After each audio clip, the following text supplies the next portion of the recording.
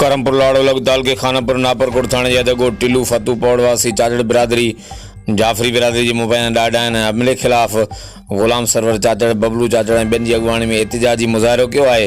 चाचड़ बिरादरी जे मुज़ाहिरीन जो वधीक छा चवणु हो अचो त उन्हनि जी ज़बानी ॿुधूं था।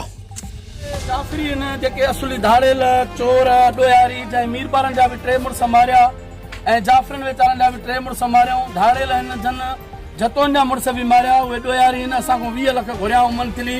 असां अॻिले एसएच खे बि चयोसीं, आलम कुर्सी साहिब खे, 2 ऑफिसरनि खे चयोसीं असां सां ज़ुल्म आहे, असांजी ओता कमो पखा खणी विया, खटा खणी विया, वॾो नुक़सानु कयूं असांजो।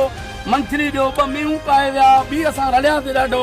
अॼु चढ़ा करे 20 मुड़ुस आया, जंहिंमें 4 मुड़ुस असांजी ॻोठनि वॾी हमदर्दी करे असांजे ॻोठ वारनि शेख पहोड़ मोची सुमरा सभिनी असांजी मदद कई, जंहिंमें ड्रिकाए सारनि में वतासीं। बाक़ी हथियारनि वारा 13-14 मुड़ुस भॼी विया। पुलिस बि असांजी हमदर्दी कई आहे। हिन टाइम बि पुलिस असांजी हिफ़ाज़त में बीठी आहे। असांजा माण्हू 4-5 ज़ख़्मी आहिनि, धकी आहिनि। 20 लख असांखां मंथली घुरनि पिया।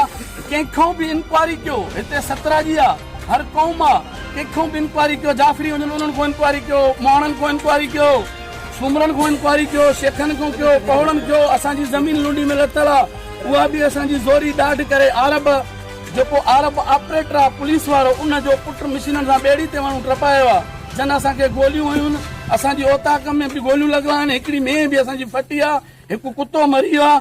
असांजो वॾो नुक़सानु थियो आहे। पूरी सॼी क़ौम, सॼो ॻोठ, हर क़ौम जा माण्हू बि आहिनि। असां सां वॾी ज़ातिदार माण्हू असांजा हे त ॻोठी असांजा हिमत वारा हुया। असां मजबूर हथियार खणण मजबूर थींदासीं। असां शरीफ़ आहियूं त असांखे शरीफ़ रहण ॾियो, असां अशराफ आहियूं त असांखे अशराफ रहण ॾियो। असांजी ओताक में असांजे घर में 5 मुड़ुस काए हमलो करे हथियार साण एतिरो सबूत, टोपियूं टॉल गाॾियूं केरे आहिनि। हे असांजा ॻोठी सभई बि ॻोठी शेख पहोड़ मोची सभई इहे हुयो। असांखे धमकियूं मिलनि थियूं। असांजी पुलिस खे अपील आहे, DIG IG साहिब खे, असांजी सभु ॿारहं ॻोठी ॿी क़ौमनि जा आहिनि, असांजी मदद थिए, असांखे मारिया वेंदा।